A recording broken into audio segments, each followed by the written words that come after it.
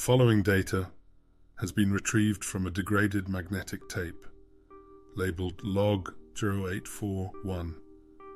Subject identification, Project Lullaby, Phase 1. Location, redacted. Population density, 4,200 civilian subjects. The directive was clear: the total eradication of sleep-related inefficiencies within a closed municipal environment. For decades, the human biological clock was deemed a variable we could not control. We sought to rectify that error through the implementation of a bio-acoustic sedation protocol. We repurposed the town's existing infrastructure: radio towers, weather sirens, and emergency broadcast systems to emit a constant subaudible frequency of 0.8 Hz. The objective was the total optimization of the collective subconscious. We told the local authorities it was a routine maintenance check of the electrical grid. They believed the hum was just the sound of progress. By midnight on September 12th, the entire town was bathed in the lullaby. It was supposed to be a triumph of scientific intervention, a way to grant the weary a rest they never asked for. But as the restoration of these files continues, the data suggests that we did not just induce sleep, we synchronized it. Every heartbeat in that town began to pulse in time with the transmission towers. 4,200 minds descending into the same dark water at the same exact time.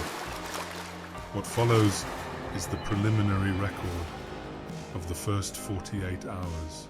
If you experience a sudden sensation of falling or a phantom ringing in your ears, do not be alarmed. Your nervous system is simply attempting to recalibrate to the recovered signal. Remain still. Do not adjust your volume. The restoration is nearing completion. By the 72nd hour, the success of Project Lullaby had transcended medical expectations and entered the realm of biological phenomenon. The delta wave lock was absolute. However, the data began to suggest that we were no longer just monitoring sleep. We were witnessing a collective recalibration of the human condition. The first recorded anomaly occurred at 03 AM. Internal monitoring sensors within residential sectors reported a simultaneous spike in neural activity across 98% of the test subjects. They were no longer dreaming individual dreams. They had entered a shared theater of the subconscious. Recovered journals and audio logs from the perimeter teams mention a recurring figure, a tall, flickering silhouette composed of high-contrast interference. They called him the man in the static, Liminal. He did not speak. He simply stood at the edge of their collective vision, a silent conductor of the hum. Then came the synchronized motor functions. At precisely 03:14 AM, Security Feed 4B captured a sight that defied standard psychological profiling. Thousands of doors across the municipal grid opened in unison. Civilians, men, women, and children, stepped into the moonless streets in a state of absolute catatonia. There was no stumbling, no collision. They moved with a predatory precision, their bodies angled at a sharp 60-degree tilt, all facing the central transmission tower. Their eyes remained open, glazed over with a milky sheen, reflecting the rhythmic pulsing of the red aviation lights above. They were no longer citizens, they were receivers.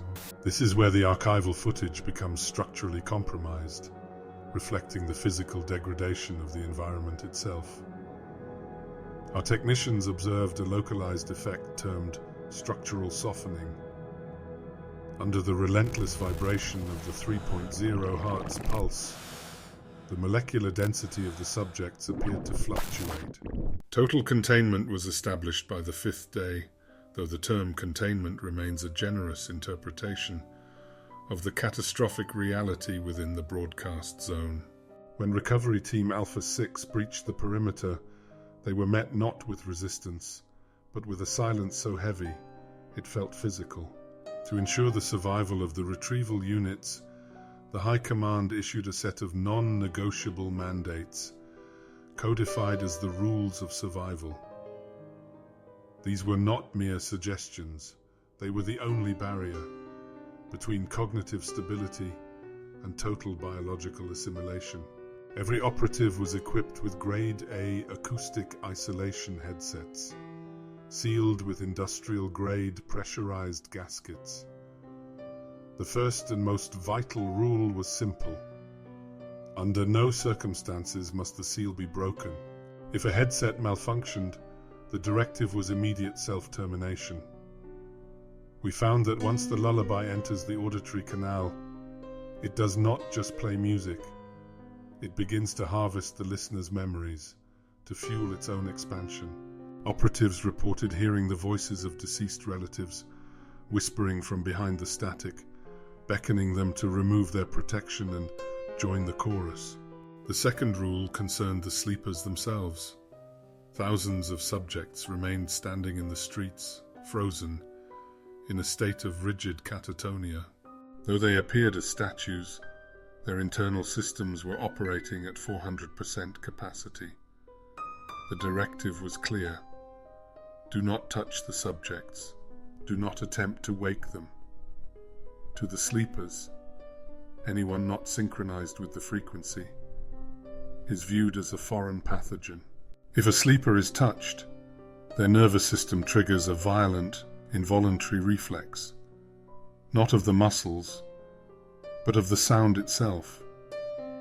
A single touch can cause the sleeper's body to rupture, releasing a high decibel scream that can liquefy the internal organs of anyone within a 10-foot radius. The final and most haunting protocol was the reflection check.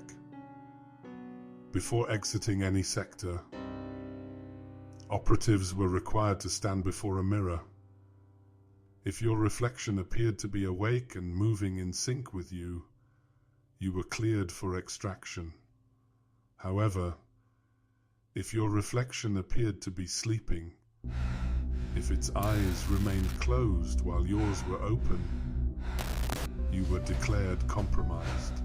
By October the 4th, the status of Project Lullaby was officially upgraded from a controlled experiment to a Level 5 cartographic erasure. The town of Redacted has been removed from all federal maps, GPS databases, and historical records. To the outside world, the geographical coordinates now point to an empty stretch of forest, but the reality captured in these restored tapes is far more disturbing. Phase 1 did not end. It merely became self-sustaining. The broadcast towers were deactivated by remote command, but the frequency did not stop. It had found a new medium, the subjects themselves. Each of the 4,200 residents is now a biological transmitter, their vibrating rib cages and hollowed-out lungs amplifying the lullaby. They are passing it through the soil and into the very bedrock of the region. Recent seismic sensors have detected a rhythmic, sub-audible pulse emanating from deep underground, a slow, wet thumping that matches the resting heart rate of a human in deep REM sleep. The town hasn't disappeared. It has folded into itself. We have labeled this phenomenon the living static. Our deep-range microphones have picked up a collective vocalization coming from the fog-covered ruins, a low melodic drone that sounds like thousands of voices humming a song that has no end. There are no survivors, yet there are no corpses. There is only the hum. If you are reading this summary, you have already been exposed to the primary carrier wave embedded within this archival footage. The Spectral Archives cannot guarantee the integrity of your immediate environment following the conclusion of this log. Check the corners of your room if the shadows seem to be vibrating, or if the silence feels loud. The Lullaby has identified a new receiver. This documentation was never intended for public consumption. It was intended as a containment ritual. Postscriptum. The infection of data. The files you have just witnessed are not merely digital recreations. They are the residue of a reality that no longer exists. Or perhaps a reality that is currently rewriting yours. Since the restoration of log 0841 began, 3 of our lead archivists have reported persistent auditory hallucinations. They claim to hear the town of Redacted calling from inside the server racks. The frequency is adaptive. It learns through observation. By completing this briefing, you have provided the signal with the unique neural map it needs to synchronize with your environment. Notice the temperature in your room. If it has dropped significantly since the start of this video, or if the light from your monitor seems to pulse in a slow, rhythmic pattern, the Lullaby has successfully bridged the gap. Your screen is now a gateway, and your attention is the key. But do not look away yet. Total isolation is how the frequency wins. To protect yourself from being erased from the official record, you must maintain a permanent link to the source. Establishing a connection to the Spectral Archives is the only confirmed method to stay updated on evolving containment zones. By subscribing to this archive and activating the notification frequency, you are securing your status as an authorized observer rather than a dormant subject. Engaging with this record by leaving your clearance signature in the comments below ensures that your biological identity remains distinct from the collective static. We are currently decrypting Phase 2, a deep dive into the physical remains recovered from the transmission tower and the true identity of the man in the static. Do not let the signal go dark. Stay awake. Stay authorized. The archives are watching.